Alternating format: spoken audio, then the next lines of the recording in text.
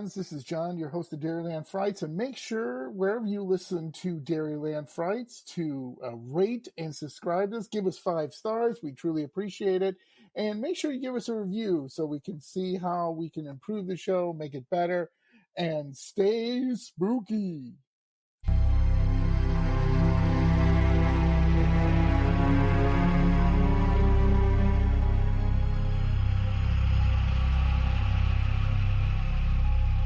Hello, my spooky friends. This is John, and welcome to another episode of the Paranormal Podcast, Dairyland Frights, where we cover everything spooky and creepy, mysterious in the Midwest and beyond. And boy, every time Deborah comes on this show, go back and listen to the past episode. She makes this show better. She makes my day brighter. She makes everything about it so much better. And it is some of my most downloaded episodes for a reason, because Deborah's awesome and we all love her. So yay! Hi, welcome, Deborah.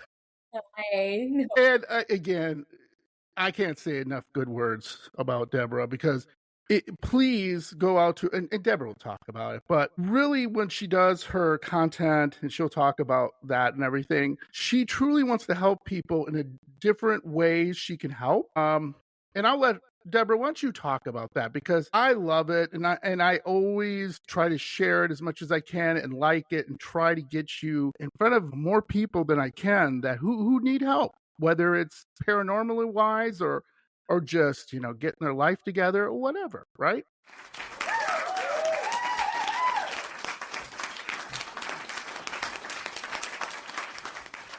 Yes.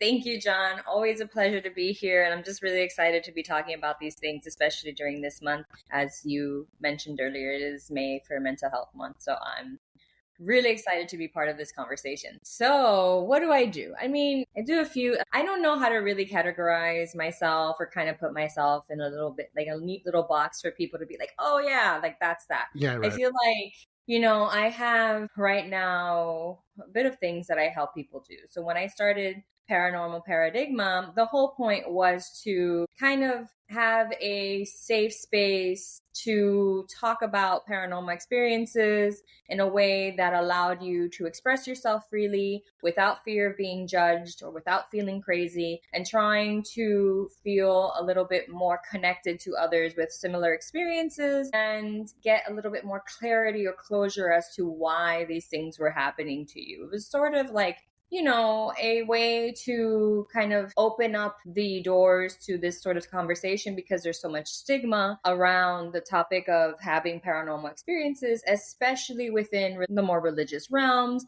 and even like science, when it's more scientific realms. So I was like, well, we really need a space for this so that anybody who has an unexplainable or paranormal experience can kind of come to somebody who's had paranormal and unexplainable experiences and can definitely help you navigate, through the uncertainty and the fear and the stigma and the criticism and just the doubt that comes with it all, right? So yeah.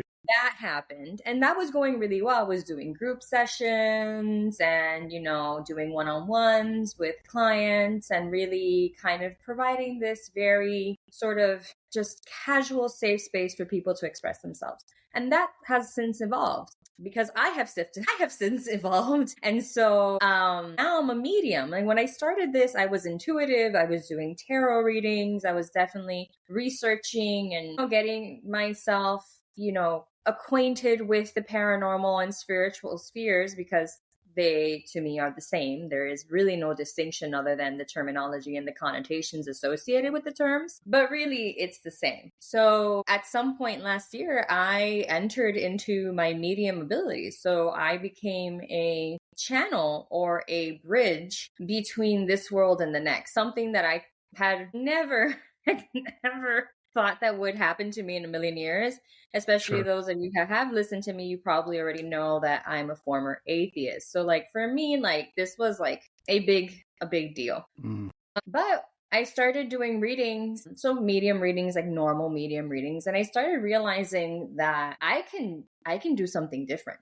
Like I was channeling and providing information in a way that I haven't seen in the spiritual spheres as of yet. I mean, excuse me, can it exist? Of course. We're like in a world where there's like more than 8 billion of us humans. So I'm sure that I'm not the only human that does this. Yeah. However, it's apparently a very rare situation. And I think, you and I had a reading, and as I don't know if you remember, like I wasn't the one speaking to you. It was a spirit guide. Yeah. So I realized, crap, I'm connecting to people's spirit guides, like their family, because a lot of our spirit guides are family from past lives and other lifetimes. And I was like, okay, this is cool. And then the things that kept coming up as I was doing readings, and this just became like, like unanimous, like something just consistent across the board, was healing. All these spirit guides coming through and then telling their human, their human, hey, like, this is, you got to do this and you should focus on this. There was topics of self-abandonment, abuse, oh my gosh, relationship trauma, sexual abuse also has come up a lot too. Feminine wounds, shadow wounds, and then all these things started to come up, and I was like, yeah, whoa, okay. yeah.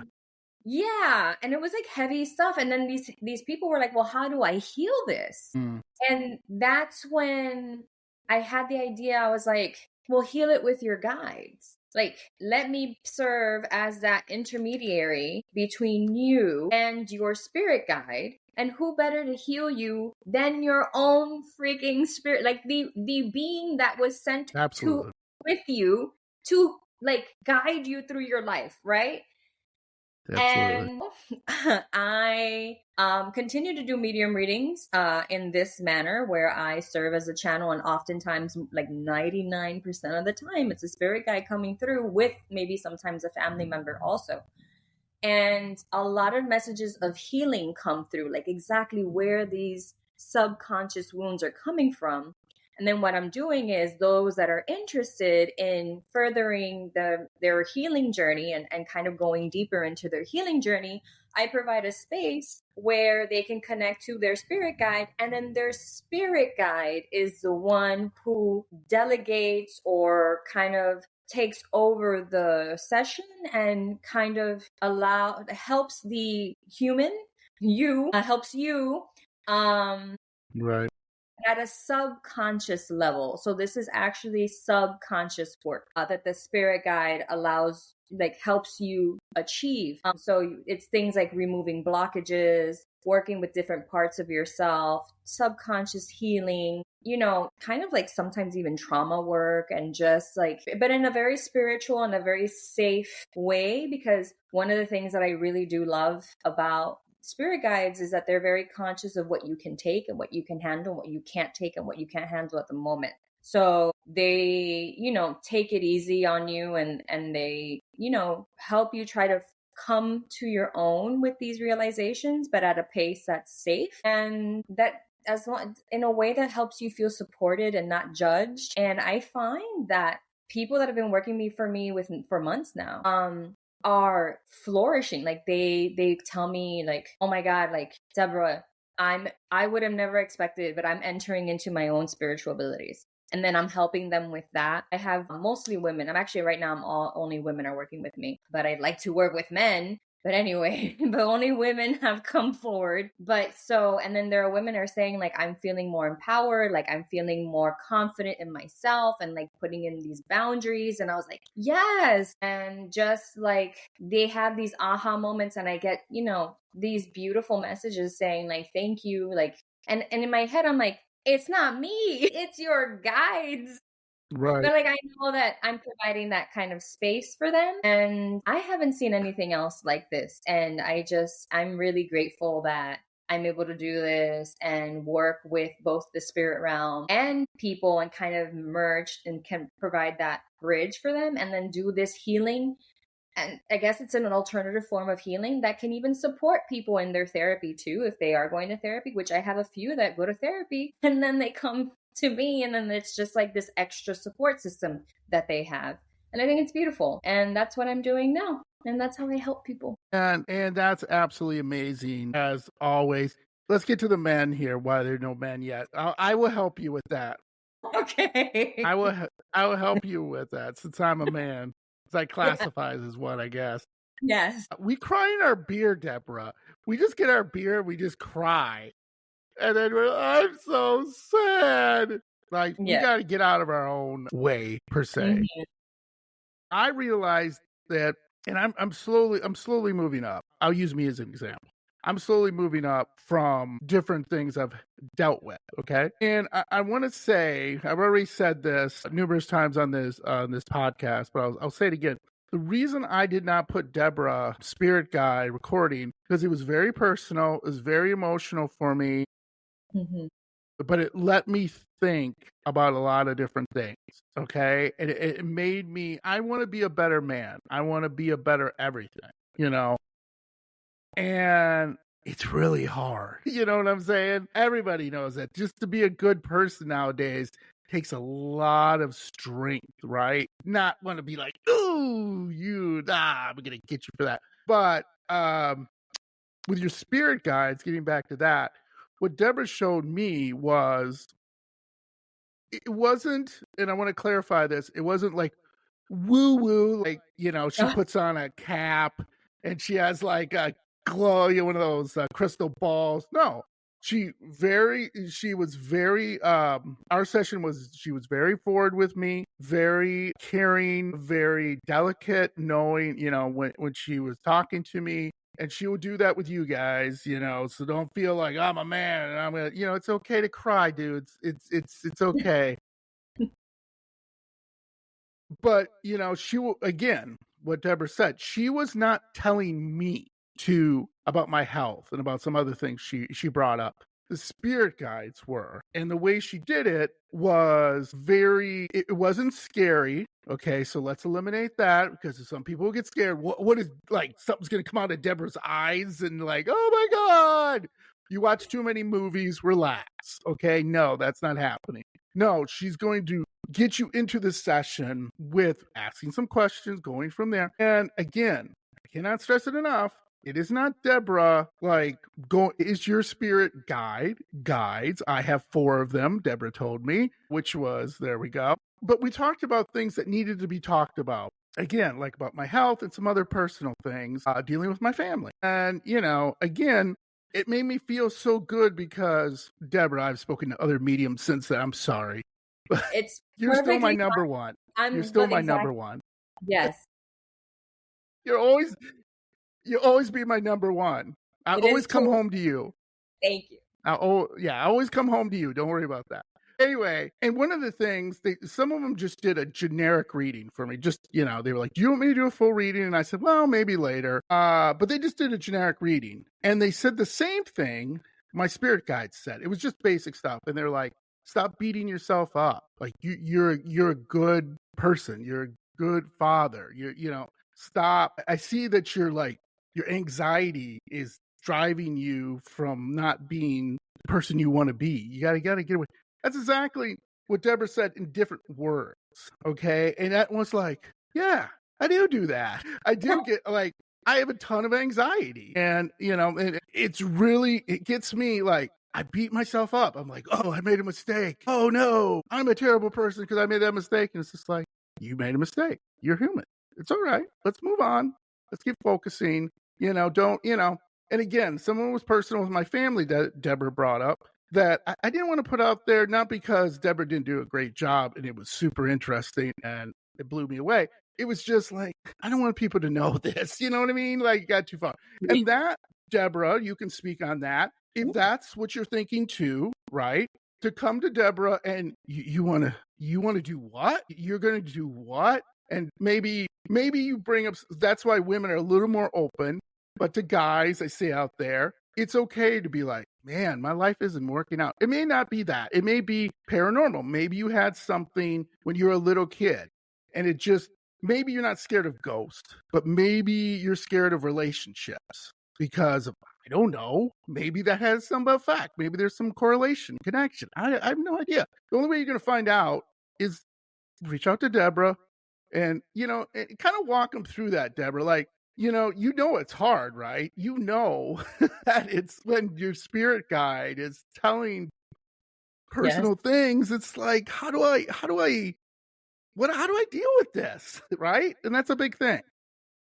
Yeah, absolutely. This is why I try my hardest to just make sure that, when I do these readings, who I speak to is feeling comfortable, they're not feeling weirded out. Like I try to like make sure I kind of like depending on how I'm feeling or how like the reading is going, I'll stop in the middle and be like, am I channeling correctly? Does this resonate with you? You understand, like making sure that the person feels comfortable, because oftentimes these topics are a little bit more deep and personal. Right? And the cool thing is that, like, again, spirit guides know your limits. So they're very careful as to, whether they kind of brush it, like they're a little more like general with the info, if they're a little more specific with the info. Like it's so interesting how they navigate this space. But it's interesting with men. And again, I haven't done healing sessions with men, but I have done readings with men, right? Like normal There you go. reading. And one of the things that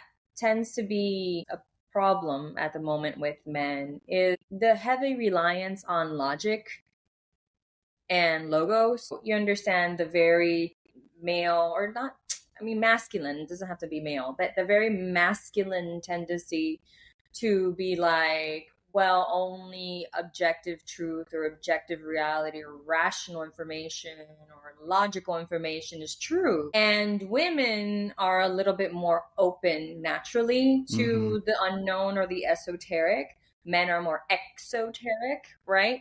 So it's Mm-hmm. just a little harder to like get through men because of this sort of a separation from the spiritual. Like they want to make everything logical. They want to understand everything from a logical perspective. While women have a tendency to want to deepen their understanding and kind of go more profound, and are not necessarily afraid of that more unknown energy or reality, and they're willing to explore it. Typically, obviously this is not true for everybody, but that just tends to be the greater trend. Which is why when it comes to healing sessions, it's just a little harder because, I'm not claiming I'm a therapist. I'm not. But, somebody's like, oh, you're healing. Oh, it's a spirit guide. This is spiritual. And I'm like, okay, like, hey, what am I going to do? But it's okay. I'll get some men in the future. I know I will. You It'll happen. absolutely will. Yes. Absolutely. I'm not worried about that. Yeah, I mean, the main thing to remember is that this world has become more difficult to navigate through on certain things. Yeah. I mean, years past, most people just pushed it down, right? To just push things down. Yeah, I'm not going to talk about that. We don't talk about that. Mhm. Like, and I think that's part of a problem too. When I talking to paranormal investigators and stuff, kind of switching topics a little bit here, and where they have said, they have been touched or scratched or had some weird maybe entities come home with them, and Mhm. I'm like, yeah, that's a thing you got to deal with, right? And that's a thing that could mess anyone up, including me, yours truly, to have something like that. But it's good. It doesn't have to be. It can be anything. You're just dealing with life and going through some things, and that's what your spirit guides are there for, to say, hey, everything's gonna be okay, right? And they're gonna walk you through certain things. And that's where you help kind of, guide however you need to do to make sure that person understands you're not alone. Even when you feel alone, you're not alone, right, Deborah? Absolutely. I mean, that's just it's an illusion. You understand? I mean, in many senses, not obviously.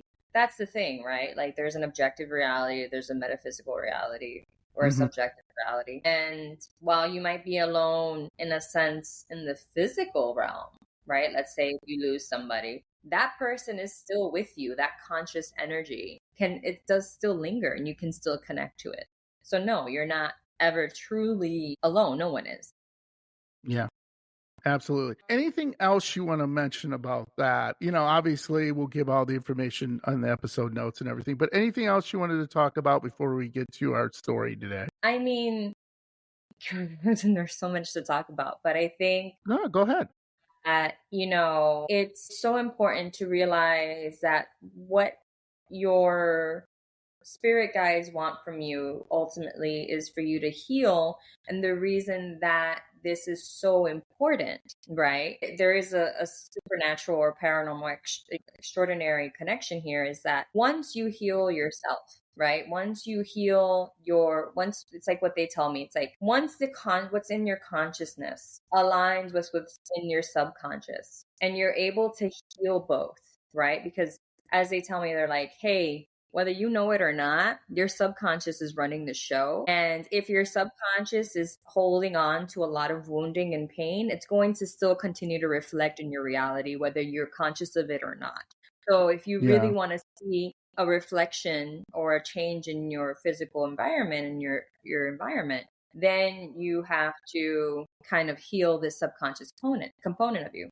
And the whole point of this, and what they have me understand, is once you heal yourself, you can heal the ego, or you can temper the ego, and you heal the soul, you find your purpose. Because your purpose, people think that your purpose is something external from you. Your purpose is not something external from you. Your purpose is you. What are you? Who are you? Remembering who you are. And that's then going to reflect in your environment, because now you're aligned to who you are, what you remember, who you are, what you came here to do. Once you heal all these woundings and this programming, then you start to move according to all these things that you've healed. You're integrating, and then that's when you start to align and manifest the things that you want, and you create this abundant, bountiful, like plentiful life. Mhm.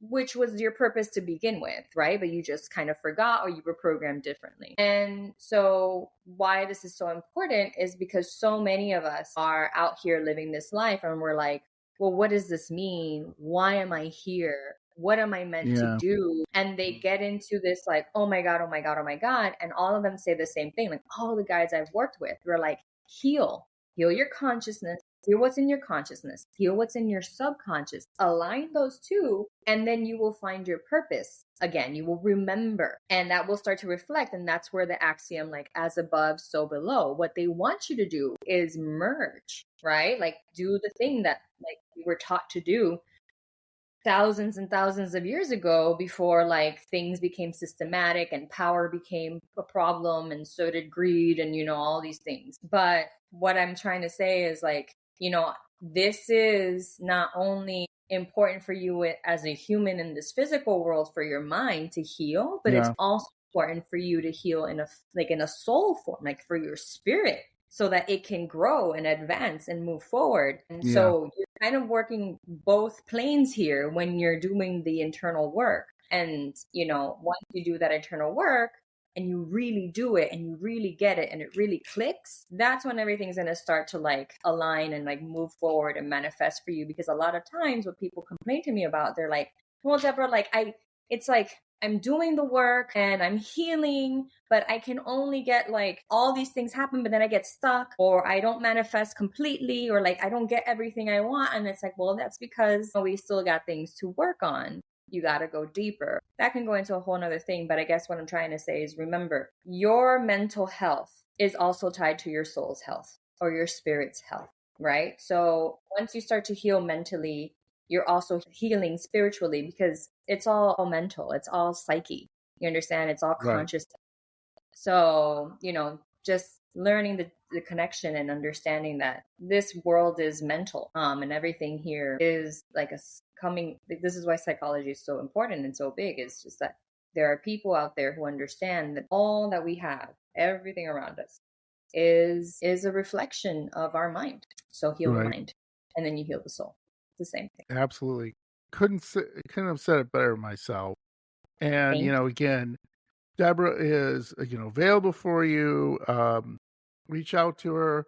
I don't know if you're still doing pay me what you can kind of thing, but if Yes, yes. All readings, okay. everything that I do is pay what you can. That's I'm not awesome. sure if I'm going to start the paranormal group sessions again. I haven't had time for them, but those typically were free. But yeah, if anybody's having issues and they need help with a medium reading or a healing session, or they have paranormal experience, paranormal things, Yeah, everything is pay what you can. There's bring it on. nothing set price. Mm-hmm. Bring it on. I love it. Love it. So let's get to our story tonight, because Yes. this is one of my favorite ones, which, by the way, we will have a discussion, me and you, at the end here, because this is a Okay. case. What if, Okay. here's my teaser for my spooky friends. What if I told you there was a man who committed murder and claimed that he did it because he was possessed by the devil? Okay, so this case is the true story, by the way, of David Gletzo. And what happened was, supposedly, allegedly, it centers around a series of alleged demonic possession and related events that unfolded in 1980 and 1981, culminating in the trial of Arnie Johnson, who was charged with manslaughter after a stabbing incident. David Gletzo, the 11-year-old brother of Debbie Gletzo, began experiencing unusual behavior and claimed to be possessed by a demonic entity. His family, by the way, including his mother, Judy, did seek help from the church and eventually the Warrens, who investigated the case and conducted exorcism. So, this is one of the first cases, I don't think it's the first case. If you go back in history, I'm sure, if you go back to Salem witch trials and everything like that. But this is in the 80s, so it's not too far long ago. Don't date me, okay? I was alive, little. I was in middle school in the 80s. Okay, so don't, get on my case. But anyway, this is one of the first cases that they actually used as a defense, because normally used as a defense some type of you're not stable mentally, right? Mentally unstable. It's usually a defense. So this one's the first one where they use the devil and being possessed as their reason why this happened. So, Deborah, do you know anything about this case? Have you read anything about this? Did you see the movie, The Conjuring, The Devil Made Me Do It? I'm a little not versed in murder trials and cases. So tell me more. Yeah. Okay, great. Watch the movie, by the way. A lot of liberty is taken. I don't know if you're into horror movies. Are you into horror movies? I don't think I asked you that. But a little. Lately they've been crap. Like I like good horror movies. So Yeah. So this movie is not what I would say a horror movie in the sense of, running around with a chainsaw, stabbing people, half-naked women screaming, running down the street, It's not really about that. It really focused on this case, like I said. And here's a more detailed breakdown. So David Gletzel, what he reported, experienced visions of a demonic entity speaking to him in Latin and threatening his family. His family noticed unusual behaviors like spasms, convulsions, and unexplained bruises. He eventually, like I said, went to get help. And the Gletzels sought assistance from the church at first, and then priests, and then eventually the Warrens. And they're known as paranormal investigators. If you don't know who Ed and Lorraine Warren are, I'm actually doing a story on them. They're a very interesting couple. They brought in the 70s, brought paranormal kind of to the forefront. However, more investigation into them is a little bit sketchy about their relationship and some other things they have done. By the way, side note, Annabelle is on tour right now. They're taking it to different cities and everything. And if you know anything about the Annabelle doll, it's not like the movie. It is a raggedy man, basically. Supposedly, if you touch it, you're cursed, and Well, that's a whole different episode. I'm not really sure about that. But anyway, one of the things is with Glatzel, he kept on, it was really weird. They were trying to figure out if it was like drugs, if it was, this is the 80s, remember? So they did, everything was drugs, right? Everything was, it's drugs. He's on drugs, right? And like, no, that was not. He was not really taking any medication because, again, this is the 80s. We did not diagnose depression, bipolar, autism, all these ones we are trying to ADHD that we're trying to catch up now in the 80s was not possible. So he would wake up, just kind of give you an idea. Like he would wake up with bruises all over his body. And, people would think he's, self-harming himself. No, he claimed not. Also, he would like go like a rabid dog sometimes. Like he would like look at person and then just start like he's foaming at the mouth, and he would just start shaking and convulsing, and his parents would be like trying to hold him down and trying to calm him down, and it would just go off all the time. So eventually what they did is they decided to do an exorcism to coerce what they thought was a demon that had possessed him. By the way, as the story goes, people believed he was possessed by not one demon, but up to 30 demons had possessed him. So eventually they did an exorcism on him. Now, this is the 80s, and Deborah, anytime you want to chime in, they did not have the opportunity. You're asking probably to yourself when you're listening to this, go to a doctor, right? Like we do today. Like maybe he's allergic to something. Maybe he's, he's on some drugs that are whatever, right? But they didn't do that. They immediately went to a priest. Immediately. They didn't even think about, let's go to the doctor, get you checked out and stuff. I find that a little strange they didn't do that. Do you have any thoughts on that, Deborah? Like, I think that's a little strange. Why you at least take him to the doctor and be like, okay, let's check him out. Maybe before entering my medium abilities, I would have said, yeah, that's strange. Okay. But after coming into my medium abilities and in the way that they came and what I experienced for almost a month, actually a good month, and then my family also being concerned about me and being like, I'm going to take you to a priest. No, it doesn't weird me out because I think that your family knows you best. Especially you're telling me that David was an 11-year-old? Correct. Right. Your family knows you best. And if your family is like, there is no freaking way, especially an 11-year-old, that this can be medical. Because I know my son, like if somebody right now like was going to do something to my child, like if my child right now was acting weird, mom, I'm going to know if this is something more like, okay, like this is some sort of virus, this is some sort of illness, this is some sort of mental condition, or something inside me going to be like, spidey senses tingling. I don't know if this is really mental. I think this is more of a spiritual thing. So if the parents were like, spidey senses tingling, this is something spiritual, let's take him first to a priest, that doesn't surprise me at all. Yeah. Now, here's another thing I think was really interesting, and I quote, this is from Arnie, which is his brother-in-law, and Debbie, his sister and everything. I quote, when they saw their brother Glatzel, David, they said, it looked like the devil, and I don't know if it looked, they're just using it instead of he, I guess, looked like the devil from a Halloween costume.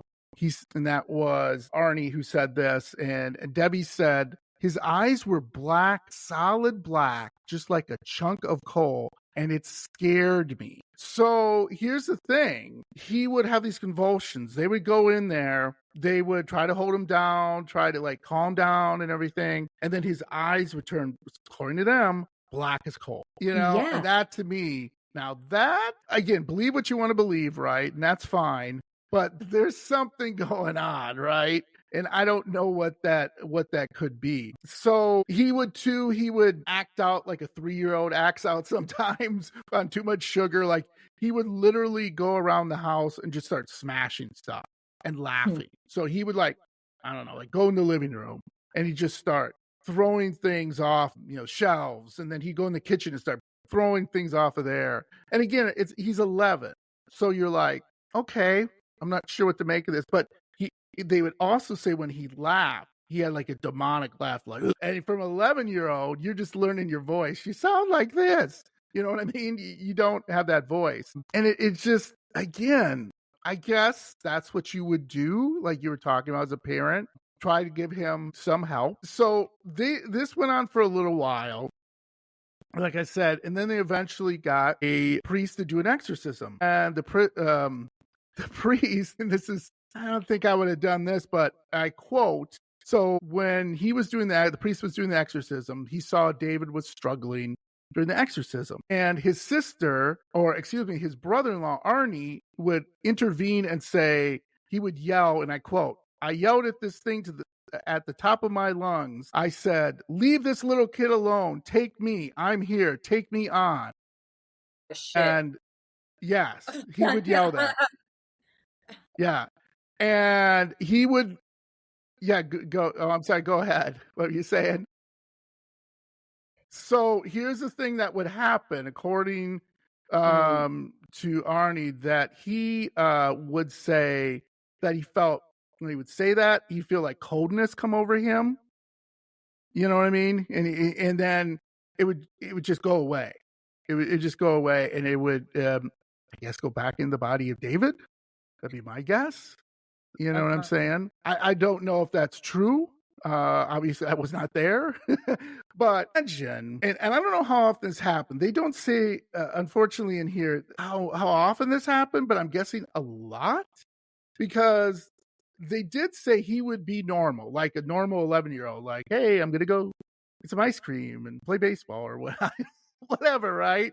Just normal stuff. And bam, he would come back in the house, and immediately things start up. He start busting stuff. His eyes would turn black. He'd start convulsing, start foaming at the mouth.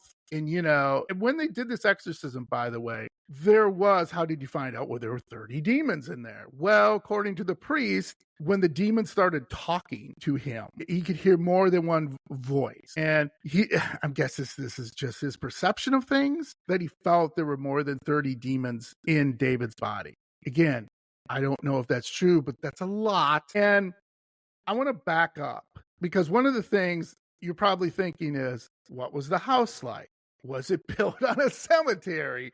Were the parents like into Satan? No, there's nothing.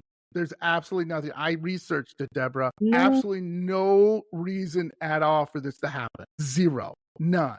Does that surprise you or not? No, knowing what I know now about the spirit realm and having dealt with a few demons myself, this is actually very on par with a typical demonic possession. And it's just very unfortunate, because these things are very rare.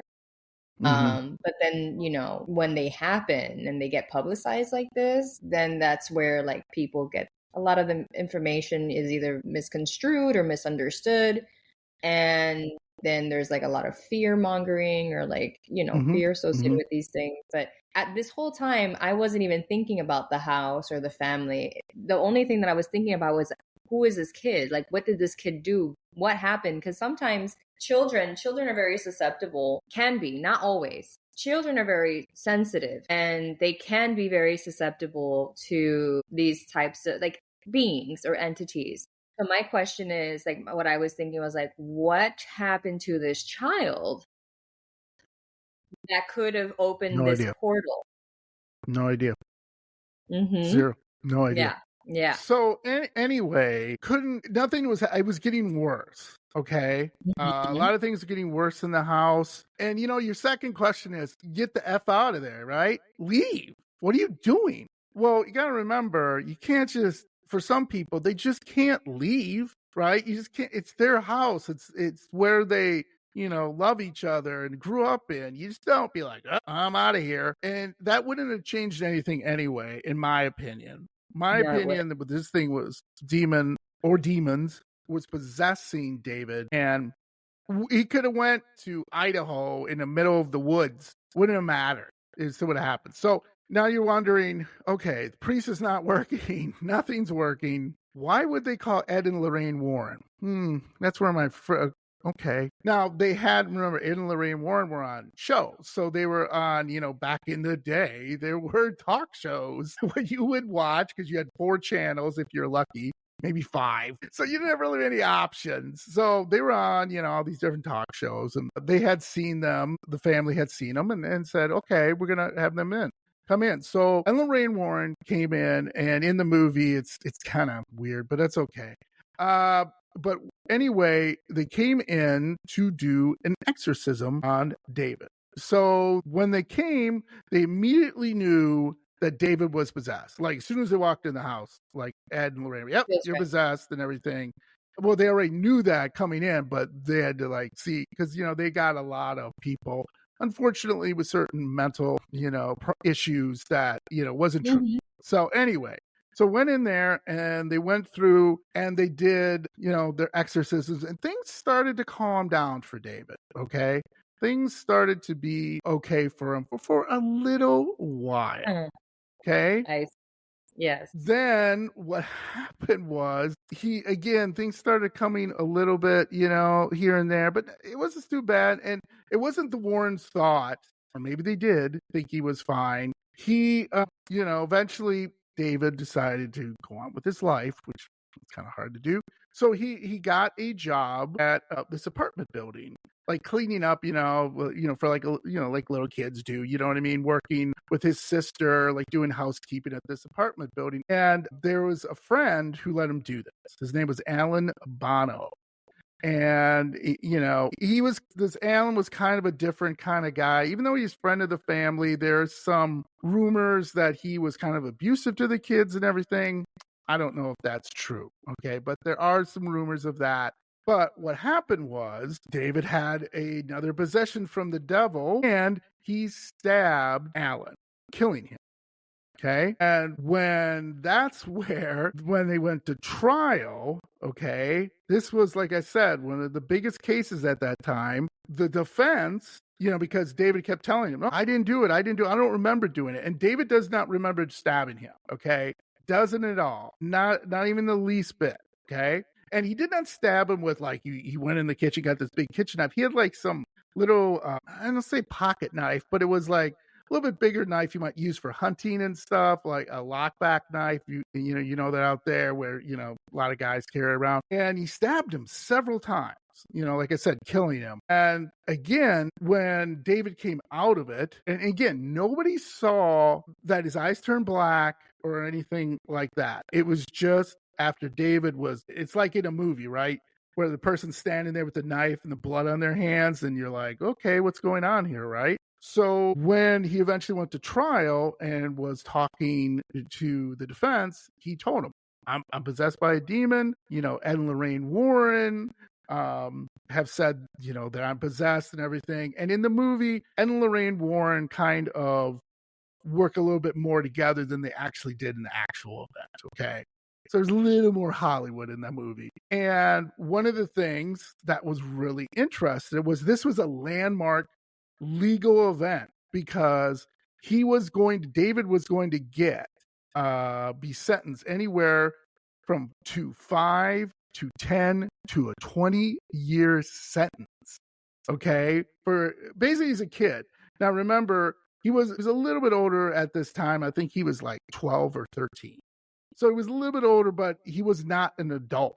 Okay, so just to be clear on that one. And one of the things too, when they were talking about this court case, the prosecution are like, come on, there's no demons. There's no way to prove that. Now, in the movie, spoiler alert, in the movie, supposedly, the defense attorney too is like, you really want me to go in and tell the judge that a demon made him do it? The devil made him do it. Like, no, I'm not going to do that. I'm going to look like a fool doing that.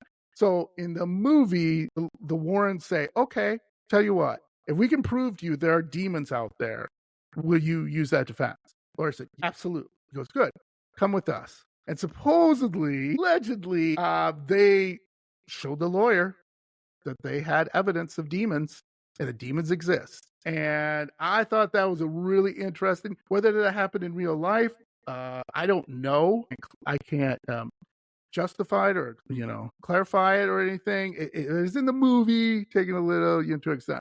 So anyway, what was interesting about this case is when the defense attorney said, hey, they're demons. I see it. I know there are.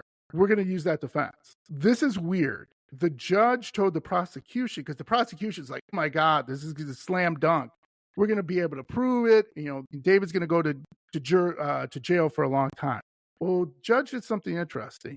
The judge said, we're not going to use any evidence when it comes to the devil and everything like that.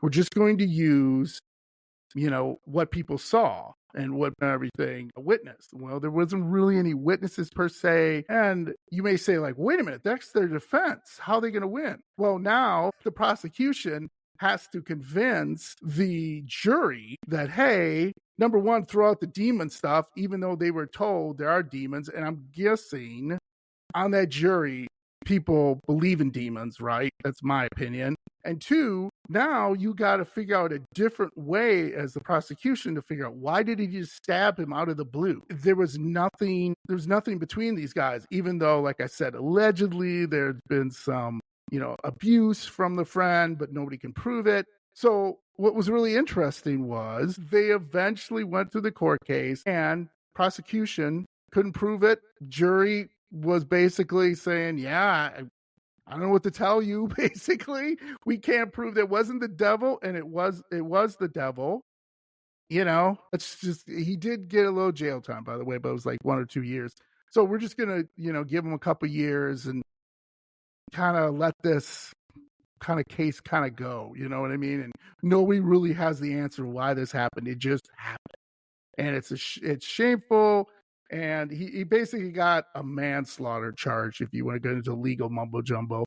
This ain't a podcast for legal, but he just got manslaughter, which was like 1 to 2 years, I guess, that eventually he got for David. So I don't know. I mean, what do you think about this case? I think there's a lot of, my opinion is this, like, it's so strange, right?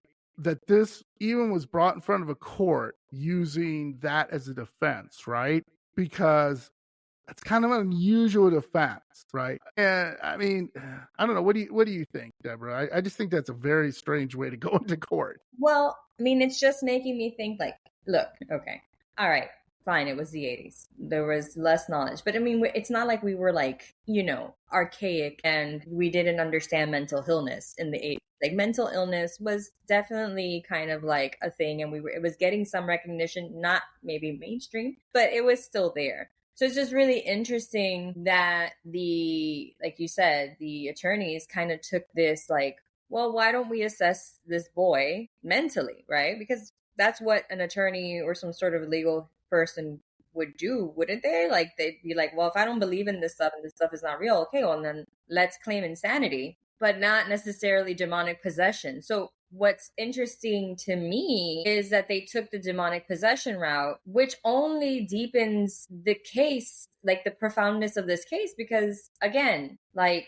there was something there that obviously wasn't, they knew wasn't mental. It was supernatural, and they believed it enough to present it to a jury. Do you understand? Mm-hmm. Yeah. And that's what's like crazy to me. I'm crazy. But like, it's just so strange to me. It only kind of further makes me believe that this kid was actually a testament of true possession. You understand? Yes. Because again, like I was saying before, I would know see, this is the thing about mental illness. Mental illness isn't just like a sudden onset. You understand? There's symptoms that come and progress for years, and they're subtle sometimes. It's not always like these big, like, whoa, very seldom do these things happen, like psychosis or, hallucinations. We're not talking about that. We're talking about something different, that the parents were able to be like, okay, but if my daughter's eyes turn black, you can very well believe, I know that that's not a mental illness. Do you understand? So obviously something was here that said the parents were like, this is something supernatural. And then to the point where then the attorneys were like, this is something supernatural. Because Obviously it was. And so it's just really interesting. And it's a shame. I mean, I'm glad so many things. I mean, I don't know. This is just the way I think. I probably would have done everything to prove that that kid was fine mentally. And then I would have done crazy research with like other cases from other parts of the world about demonic possessions and how these look and how people and like what can happen to a person and like provide this Right. as a case too. You understand? It seems it didn't go as far, but there's definitely evidence of that all over the world for freaking millennia. And he kind of fits the bill. And it maybe would have gone differently if they would have actually done their homework instead of being like, oh, that doesn't exist. Well, you're the attorney. You should have an open mind as to what Yeah. is in the realm of possibility. And like, you Absolutely. should case. Absolutely. Like, if you're going to say Absolutely. this is demonic possession, then do your research. You understand? So, I mean, Yeah. there was just a lot Absolutely. there. But Absolutely. poor kid, man. Like, Yeah. yeah, Now, it's parents. terrible. Now, Yeah. like every good movie, Deborah, there's a twist. Are you ready for the twist? What is the Okay. twist? Here's the twist, which I love. Okay, and this was in Time magazine. I mean, it made national headlines. So, after the trial, Ed and Lorraine Warren hired an author, Gerald Brittle, to write David's story. Okay? That will make me do it. Ed said, this is a quote from Ed Warren. Ed said, make it scary, he was told Carl. Okay. And, Gerald, excuse me. And Gerald, the author, goes, and I quote, but I checked with people and they said this didn't happen. But Ed, and I quote, said, make it scary. People come to us, they buy scary. Okay. Now, this 1983 book, I think it's still on Amazon or wherever you would like to get it. The Devil in Connecticut, which I got to read it, which turned to an inspiration for the 2021 film The Conjuring. The Devil Made Me Do It. At the time, this is really interesting. The Gletzel parents received, check this out, $4,500 for selling their story, but the Warrens received more than 81,000. So, okay, that's interesting. Right. And then Lorraine Warren basically told them that I was going to be a rich little boy from having this book deal. So this is just really weird. So they told David, hey, you're going to be a rich little boy. You're going to be fine. And he said, and I quote, that was a lie. The Warrens made a lot of money off of us, and if they can profit off of you, they will. So, okay, that's a little bit interesting. Now, here's the other twist. Boy, this is really weird. So, I forgot to make it a little clear. Arnie Johnson and Debbie Gletzel were married. So, Arnie Johnson was, David's brother-in-law. If I didn't make that clear. Okay, Yeah. so 1985, one of the things they were talking about was, about the book and all this stuff, and they were kind of going through some things because this is like shortly after. Well, unfortunately, they haven't really kept in contact because this destroyed their lives, destroyed the Gletzel's family's lives. Just because they felt they didn't really, and I don't know if it was about money, you tell me, or if it was about the real demon possession, or it was that he did not get the help he wanted, or whatever you want to say, but they kind of were estranged. One time, David was sorting through some belongings, okay, and he found a note from his mother. And I don't know why his mother would write this, but I quote, well, the family had their medicine tonight. Everything was good. David believes that she had been drugging the rest of the family, including him, with Sominex, a sleep aid, by putting it in their food. And according to David, Sominex, I've never had it, I don't know if it's still out there, has a long-lasting effects on people. Mood swings, weight gain, hallucinations. So it is very possible that David had ingested enough of this stuff over the years where he did see things, or at least he thought he saw things.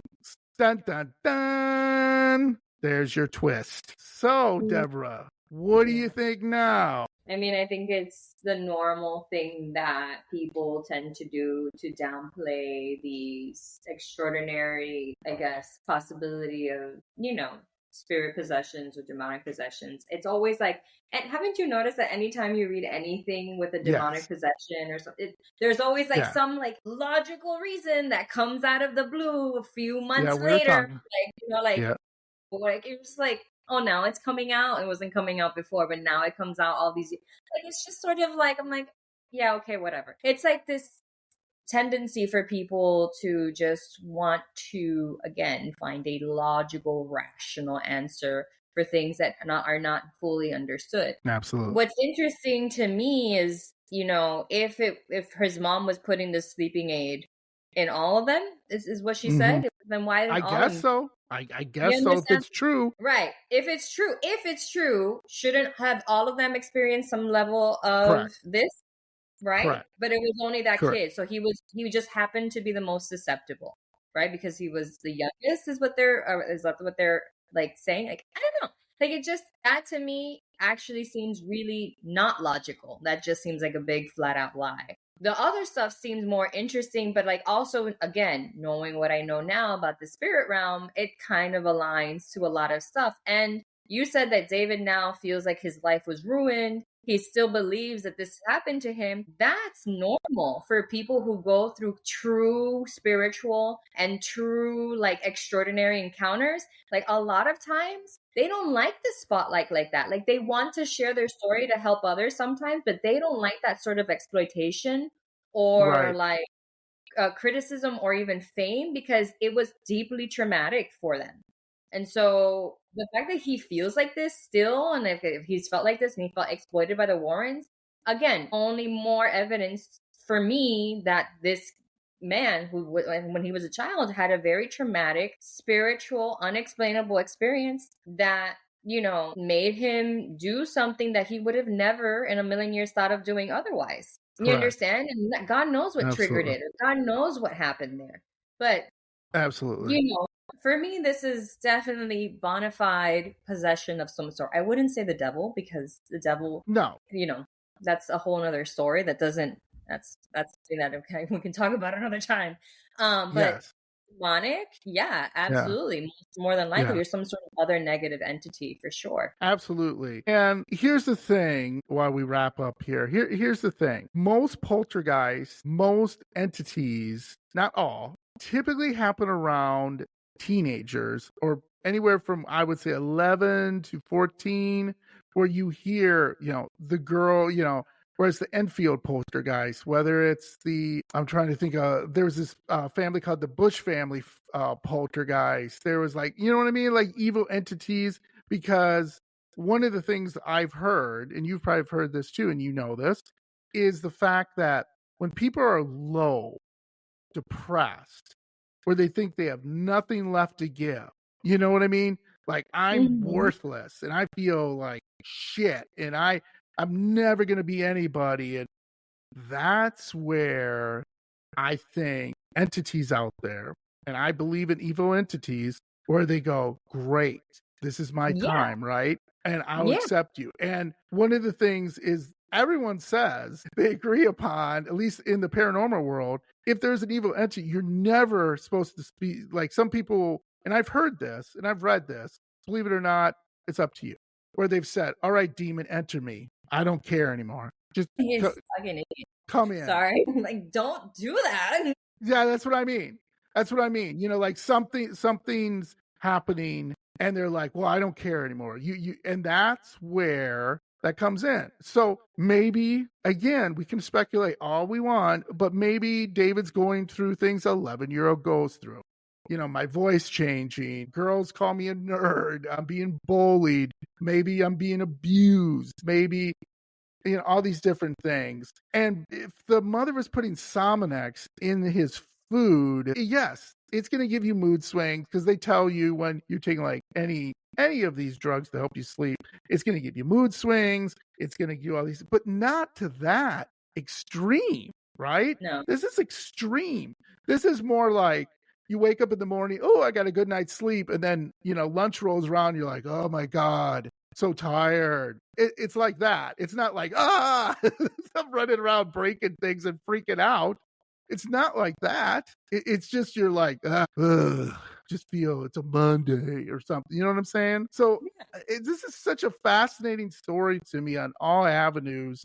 There is a documentary, by the way, on Netflix. I think it's still out there called The Devil Made Me Do It, where they look at all points, which is very fascinating. I watched it a little while ago. I'll probably rewatch it, but they look at from all angles. I highly recommend it. They look at from the Warrens' point of view. They look at from David's point of view. They talk to the brother-in-law. They talk to, I think they talk to some police officers or the lawyers and stuff. I'm not really sure. Like I said, I watched it months ago, but it's a great documentary. And it's really has more questions than answers. Like you're just, okay, you go, at least I went away with it from what I remember. I got to rewatch it. Like, I don't know. I really don't know what to say. And again, that's where I think in today's world, we view this a little differently. But, the 1980s, they, again, didn't have the medicine, the therapies, not to this degree. Yeah, I just think it's fascinating. It's a fascinating case. And I don't know what to make of it, to be honest with you.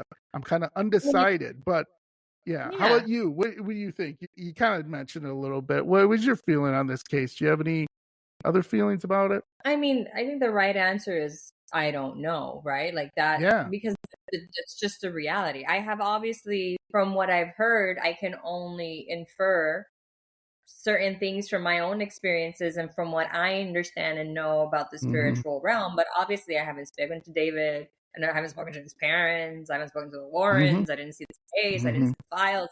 I can't make a true determination of but am I this is more a spiritual thing? Yeah, absolutely. Am I 100%? Absolutely not. Like that would just be right. Like, that's not cool. Absolutely. Like I don't know assumptions like that without 100. But like, do I truly believe that this could definitely be a bona fide case of demonic possession?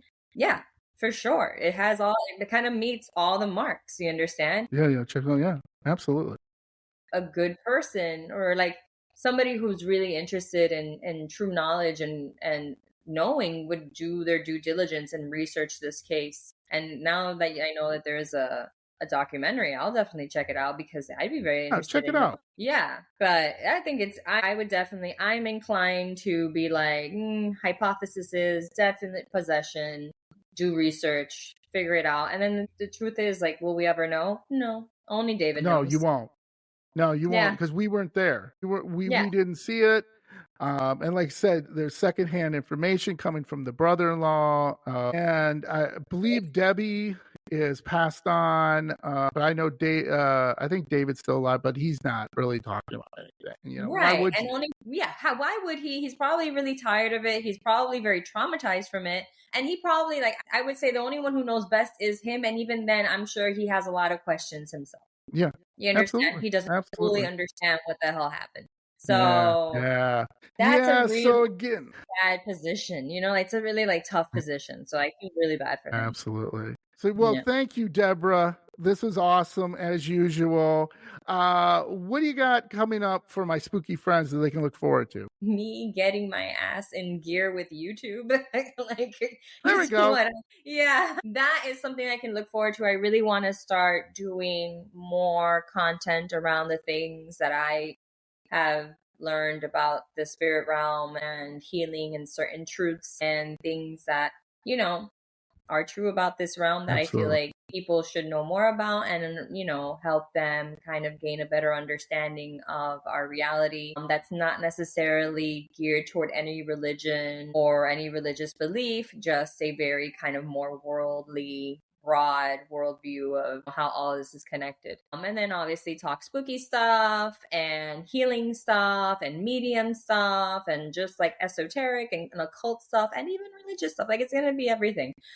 So I'm really kind of looking forward to that. And other than that, producing content, doing my medium readings and my healing sessions and helping people in whatever capacity that they need help in when it comes to spiritual experiences or paranormal experiences or healing, internal and healing.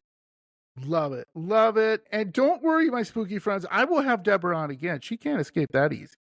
No, I can't. Nor do I want to. Love it. Love it. Yeah. So I will put everything out there for you again. Like I said, May is Mental Health Month. I think it should be all around the year, but that's just me. But please, again, help people, not only friends and family, but if you see a coworker, if you see someone in your neighborhood, please, listen, try to help them, any way you can. And sometimes it's not about therapy or anything like that. It's about just, hey, what's going on? Let's talk. And I think people have to understand that, because that's what it all comes down to. We got to start communicating first, start talking. And if you do have a spooky story, though, please, dairylandfrights at gmail.com, or reach out to Deborah, let her know. But again, this is always awesome. I hate to let you go, but I know you have to go and I have to go, but that's okay.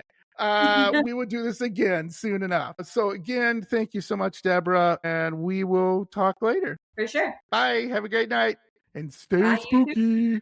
Bye. This is John, your host of Dairyland Frights, and make sure wherever you listen to Dairyland Frights to rate and subscribe us. Give us 5 stars. We truly appreciate it. And make sure you give us a review so we can see how we can improve the show, make it better, and stay spooky.